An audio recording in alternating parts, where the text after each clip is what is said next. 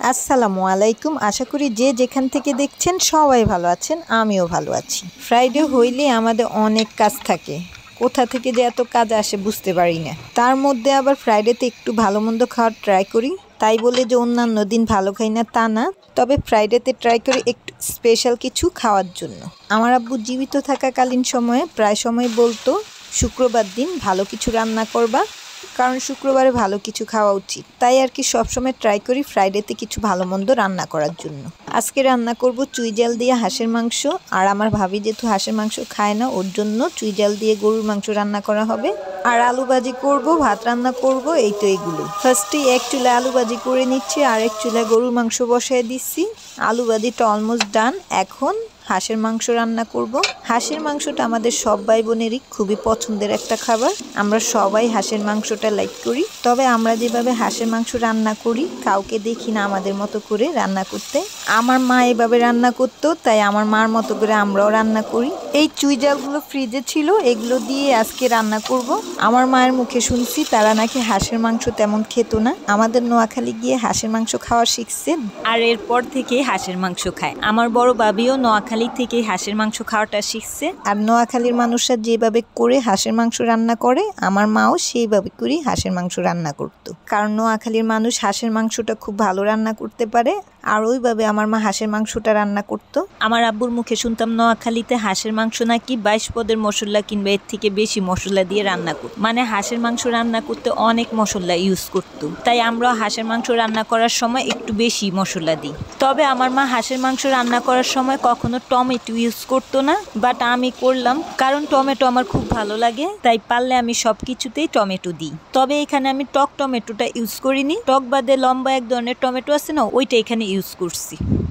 যাই হোক, এখানে আমি মশলা ভালো করে কষিয়ে দেন হাঁসের মাংসটা দিয়ে দিছি, এটাও ভালোভাবে কষিয়ে নিচ্ছি। এবার গরম পানিটা দিয়ে একটু নাড়িয়ে চাড়িয়ে এটাকে আবার ঢেকে দেব সেদ্ধ হওয়ার জন্য। আর অন্য চুলায় আমার চুই জাল দিয়ে গরুর মাংস রান্না করার ডান, তাই ওই চুলায় ভাত বসায় দিচ্ছি। এই চুই জালগুলো একটু কালো দেখাচ্ছে, ফ্রিজে ছিল তো যার কারণে এটা একটু কালচে দেখাচ্ছে। অন্যদিকে ভাত খাওয়ার জন্য সালাডটাও কুচি কুচি করে কেটে নিলাম, মাখানো সালাদ খাবো তো তাই এভাবে কাটলাম।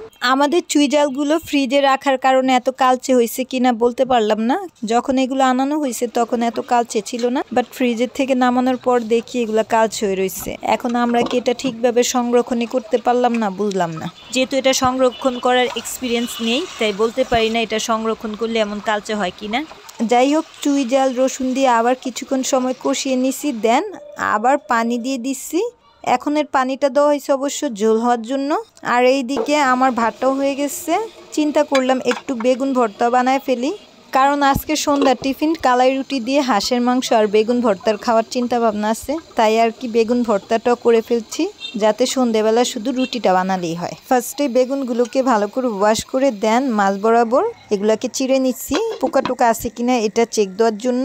যাই হোক, আমার সব রান্নাবাড়ি করা কমপ্লিট। এখন দুপুরের খাবারটা খাবো। দুপুরের খাবারটা খেয়ে কালাই রুটির ময়ানটা রেডি করব, যাতে একটু লং টাইম এটা রেস্টে থাকে। দেন সন্ধ্যেবেলা যাতে শর্টকাট আমরা রুটিটা বানিয়ে খেয়ে ফেলতে পারি। এই কালাই রুটিটা ফার্স্ট টাইম খাবো, যেহেতু চুই জাল দিয়ে হাঁসের মাংস রান্না করছি, তাই চিন্তা করলাম আর কি একটু কালাই রুটিটাও ট্রাই করি, এটা খেতে আবার কেমন লাগে দেখি।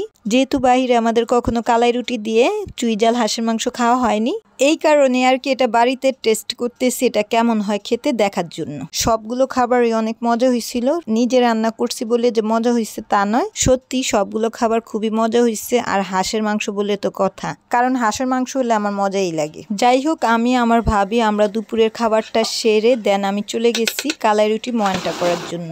ফার্স্টে কি করলাম, চালের গুঁড়ি নিচ্ছি, এবার নিয়েছি আটাটা সামান্য পরিমাণে নিচ্ছি, যেহেতু আটার রুটি আমার কখনোই পছন্দের খাবার ছিল না, তাই এটা খুবই সামান্য পরিমাণে নিয়েছি। আর নিয়েছি মাছের ডালের গুঁড়ো, এর সাথে স্বাদমতো লবণ দিয়ে অল্প অল্প করে পানি দিয়ে একটি পারফেক্ট ময়ান তৈরি করে নিচ্ছি। এখানে মাছের ডালটা একটু বেশি ইউজ করা হচ্ছে, যেহেতু এটা কালাই রুটি বানানো হচ্ছে। আর মাসকালার ডালটা তো এখানে বেশি করে ইউজ করতে হবে, এটাই স্বাভাবিক, কারণ রুটিটা যখন ফ্রাই করা হবে তখন মাসকালার একটা ফ্লেভার আসতে হবে। আবার মাশকালার টেস্টটাও পেতে হবে, যার কারণে এই রুটির মধ্যে মাশকালার পরিমাণটা একটু বাড়িয়ে দেওয়া হয়েছে। বাট এখানে আমি আটাটা খুবই সামান্য পরিমাণ দিয়েছি, কারণ আটাটা এটাকে আঠালো ধরে রাখতে হেল্প করবে, এই কারণে সামান্য পরিমাণ আটা দিয়ে নিচ্ছি। এখন রুটিগুলোকে এক এক করে বেলে এগুলোকে ভেজে নেব। আমি রুটিগুলো তেমন মোটা করে বানাইনি, যদিও কালাই রুটি মোটা মোটা হয়, বাট মোটা রুটি আমার খেতে ভালো লাগে না, তাই আমি যতটুকু আমার পসিবল হয়েছে আমি ততটুকুই পাতলা করে বেলে নিচ্ছি। ফার্স্টেই আমার ছোট বাবিকে খেতে দিলাম, ওকে বললাম খেয়ে দেখো এটা কেমন হয়েছে। ও তো খেয়ে বললো খুব মজা হয়েছে, ওর নাকি ভালো লাগছে, তবে মাংসের তরকারির চাইতে বেগুন ভর্তা দিয়ে নাকি বেশি ভালো লাগছে। সবার শেষে আমি খেতে বসলাম। আমার কাছে রুটিটা মোটামুটি লাগছে, আর আমার কাছেও মাংস তরকারি চাইতে বেগুন ভর্তা দিয়ে এটা খেতে বেশি ভালো লাগছে। এই তো শীতের কোনো এক ফ্রাইডে আমরা কিভাবে আমাদের সময় কাটালাম সেটাই আপনাদের সাথে একটু শেয়ার করলাম। আর 300 ফিটের কালাই রুটি দিয়ে হাঁসের মাংস কেমন লাগলো সেটাও আপনাদের সাথে একটু শেয়ার করলাম। আজকের জন্য বিদায় নিচ্ছি। সবাই ভালো থাকবেন এবং আমাকে বেশি বেশি করে লাইক, শেয়ার, কমেন্ট, সাবস্ক্রাইব করে সাপোর্ট করবেন। আর চোখ রাখবেন আমার চ্যানেলে নিত্য নতুন ভিডিও দেখার জন্য। ধন্যবাদ সবাইকে। আল্লাহ হাফিজ।